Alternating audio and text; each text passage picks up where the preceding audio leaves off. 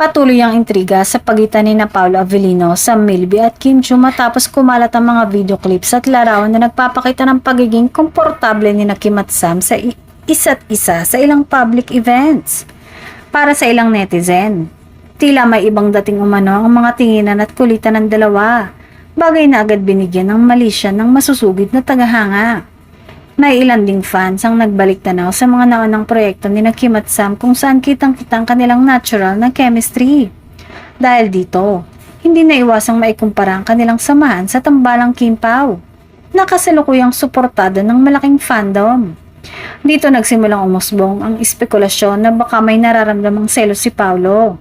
Gayunpaman, kung susuriing mabuti, wala namang konkretong ebidensya na magpapatunay na nagsiselos nga ang aktor. Sa ilang panayam noon, inilarawan si Paolo bilang tahimik ngunit supportive pagdating sa mga katrabaho ni Kim. Hindi rin ito kilala sa pakikisawsaw sa intriga o pagbibigay ng cryptic post sa social media. May mga netizen naman na nagsasabing normal lamang ang ganitong reaksyon mula sa fans, lalo na kung invested sila sa tambalan. Para sa kanila, mas pinalalaki lamang ang simpleng pagkakaibigan at professional closeness ni Kim at Sam. Samantala, nananatiling dedicated si Kim sa kanyang mga commitments at malinaw na pinapahalagahan niya ang lahat ng kanyang kaibigan sa industriya.